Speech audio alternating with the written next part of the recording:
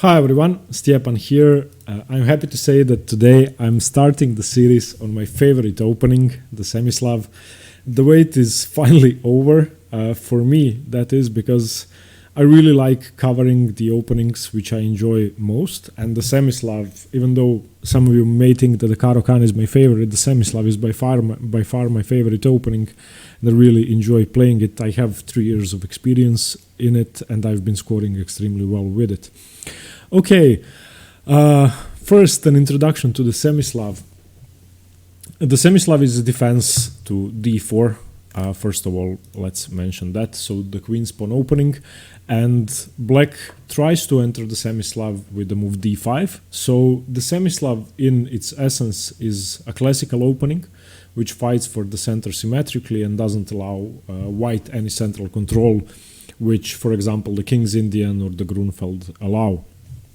So black plays d5 immediately. Now, before I start talking about the Semi-Slav, I just want to point out that there are tons of ways for white to avoid the Semi-Slav, and that's why the Semi-Slav player has to have a broad repertoire. Same as with the Nimzo Indian, you can end up in the Queen's Indian, the Catalan, the Ragozin, whatever, Queen's Gambit declined.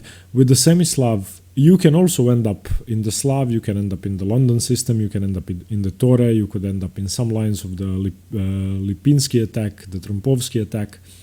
A lot of stuff can happen. Now, we enter the Semi-Slav via this move order c4, c6, this is now the Slav defense, the pawn supports the center. Knight f3, although knight c3 is also possible with slight differences, but they usually lead to the same thing. The difference is that after knight f6, white has the option of playing cd5 now, cd5 and something like bishop f4, which isn't the Semi-Slav anymore, but that's just another sideline you have to know. And after knight c3, after knight f6 by black, white can also play the move e3 or the move bishop g5, trying to avoid the main lines. Now, after knight f3 or knight c3, what's going to happen most of the time is knight f6, which black is going to play if he wants to enter the Semi-Slav. Knight c3, white will develop both of his knights, and now the move e6. And this is now the Semi-Slav defense. Before you enter that, as I said, a lot of stuff is possible. After d4, d5, white can go for the London system with bishop f4, knight f3, e3, c3, knight d2. White can go for this very annoying move, bishop g5, the Levitsky attack. White can also go for the Chigorin with knight c3. So a lot of stuff is possible. But as I said, we are going to be focusing on the Semi-Slav position from here on. And the Semi-Slav is a very versatile opening, a very solid opening, but it can also be extremely aggressive if you want it to be aggressive. That's the beauty of the Semi-Slav. You can decide if you want an aggressive game or if you want a positional game. And this is one of the most comprehensive openings of all. I've tried 20 different openings, and none of the openings I've played is so rich as the Semi-Slav. The Semi-Slav is the most wonderful defense there is. That's my subjective opinion, but my opinion is supported by the fact that all strong grandmasters play the defense. I just want to point out that if on move 1 white plays the English opening, you can still try to enter the Semi-Slav with the move c6, which is my move on move 1 against the English. And after d4, d5, you now have the Slav defense, and you might enter the Semi-Slav. It's also possible to enter it after knight f3, if d5 happens, and now d4. You can play the move knight f6, if c4, you play c6, and knight c3, e6, you once again have the Semi-Slav. So you can try to play the Semi-Slav defense even against the Reti or against the English. You can't play it against e4, but, well, nothing is perfect. Now, one thing I would like to mention about this defense. There are two main characteristics of the Semi-Slav. The first one is this pawn triangle. So d5, c6, e6 is your pawn structure in the Semi-Slav. You always aim to create this very solid structure with this very solid triangle of pawns. And that's going to be the main theme of the opening. The second biggest thing about the Semi-Slav is the bad c8 bishop, and most of your opening strategy is going to revolve around bringing that bishop to life, and once you get that bishop to life, your opening is considered a success. I have had a horrible loss 3 years ago where my opponent sacrificed a pawn to lock my bishop in, and I was basically playing a piece down. So two main things for black, the c8 bishop and the pawn triangle. What does that mean? Similarly to the Caro-Kann defense or to the Scandinavian defense, you have a very solid structure with e6 and c6, which is hard to break through.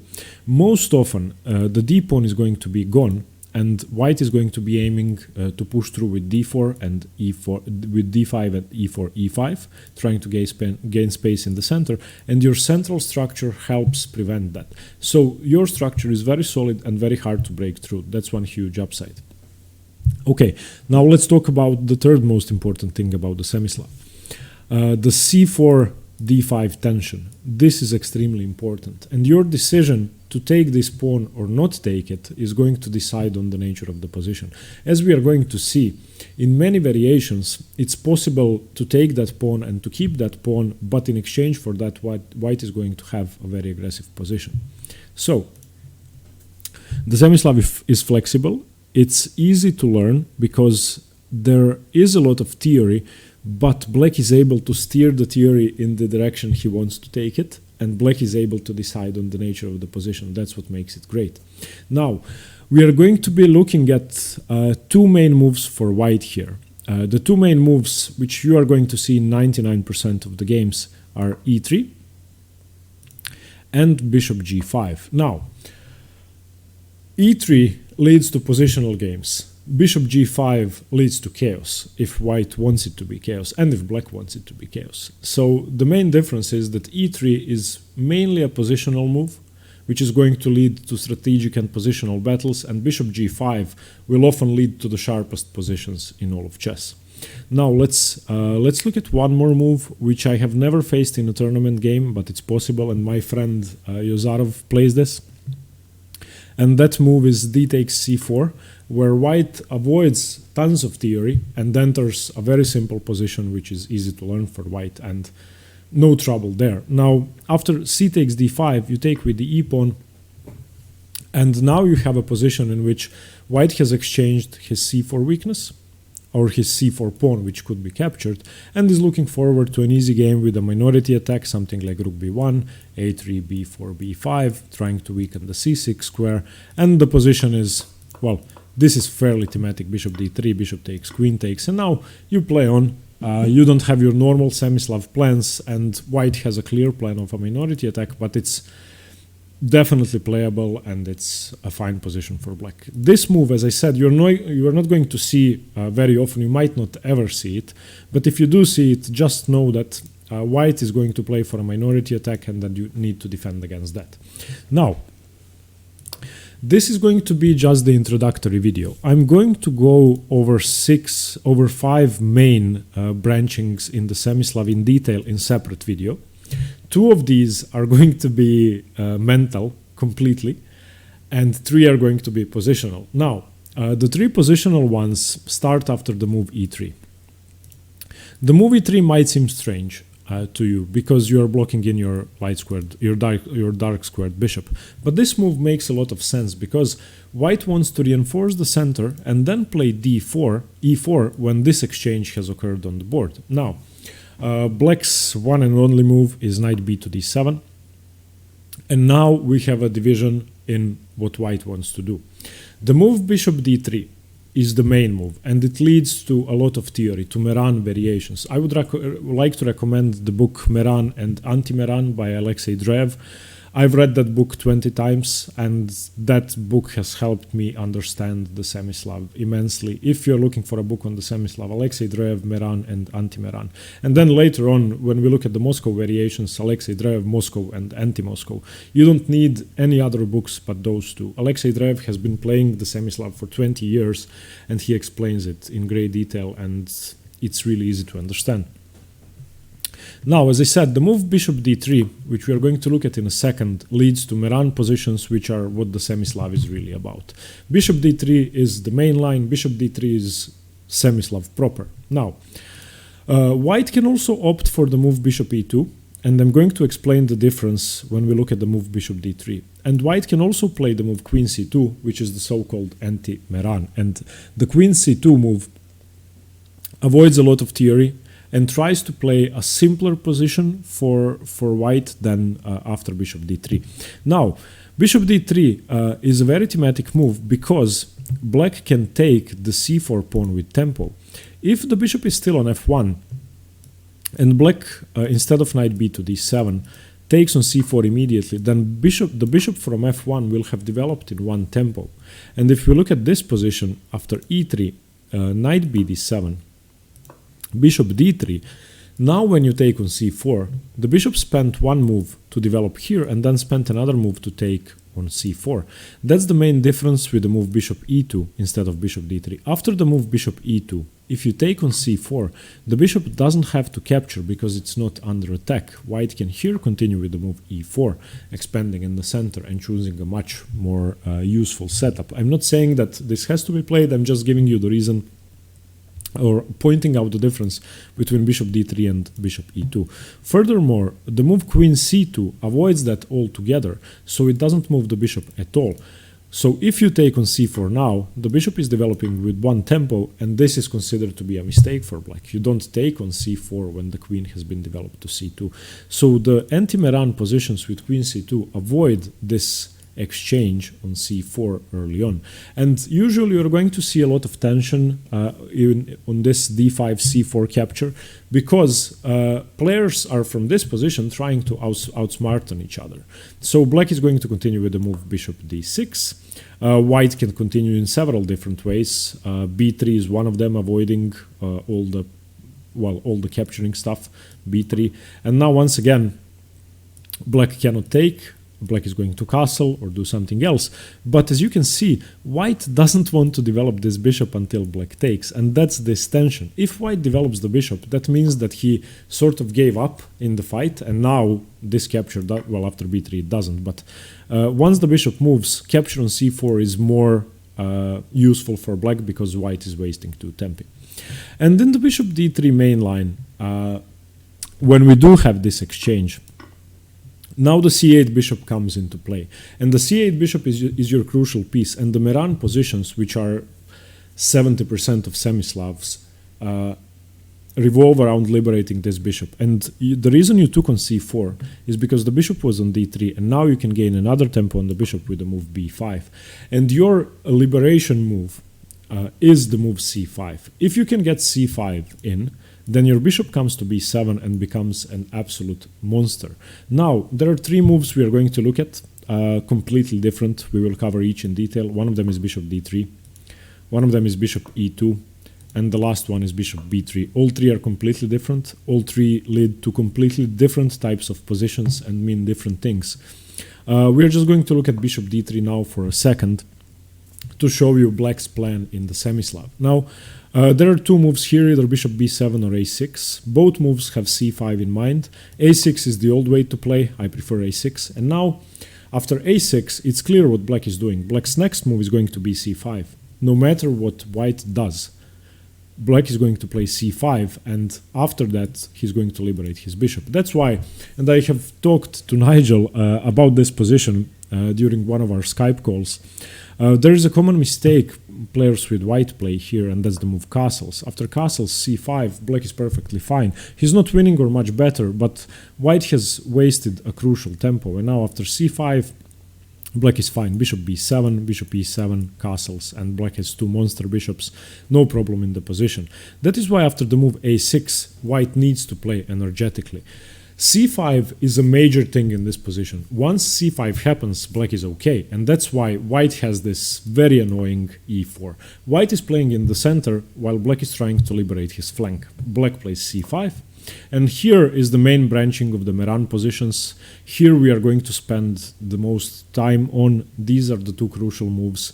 White can either play the move e5, which is the old way to play, or white can play the move d5. d5 is the Reynolds attack or the Reynolds variation, an extremely sharp way for white to play, and we are going to spend a lot of time on these two. So after bishop d3, after the move e3, knight bd7, bishop d3, we have the main lines of the Semi-Slav, the Meran Semi-Slav.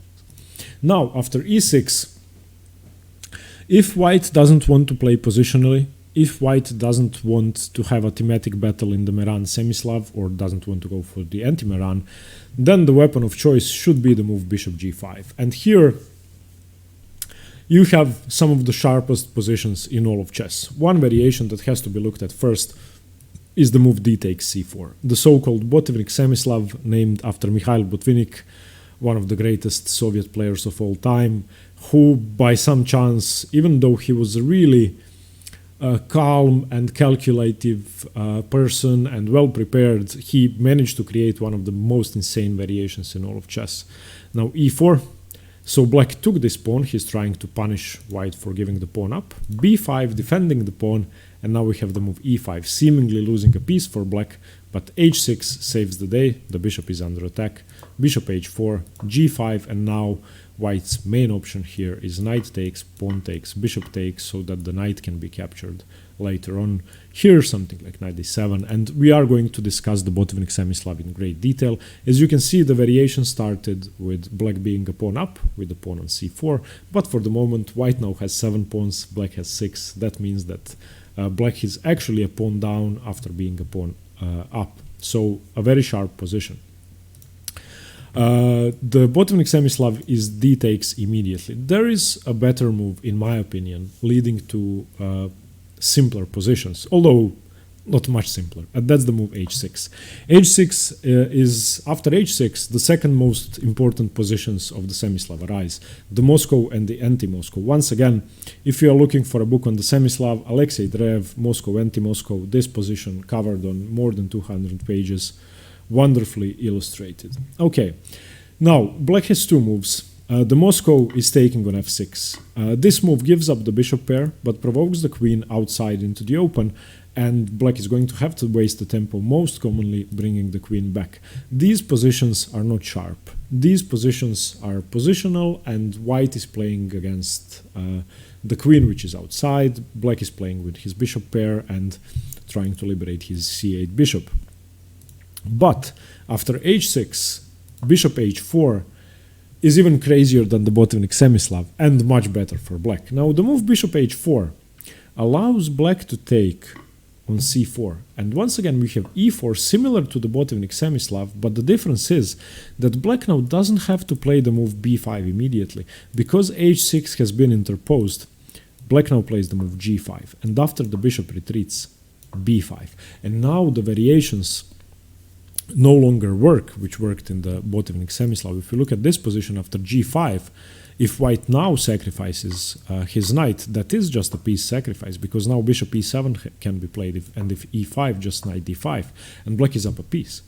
So after h6, bishop h4, we have an improved botvinnik semi-Slav, dc4, e4, g5, and now the bishop should retreat back, of course, to g3, and now b5. And black has managed to save a pawn, but look at the pawn structure. This is not easy to play with, trust me. I have a training game on the channel in this variation. I have also played this numerous times in all time formats. One of the most exciting and most fun positions to play, and a pawn up, but not a clean pawn up.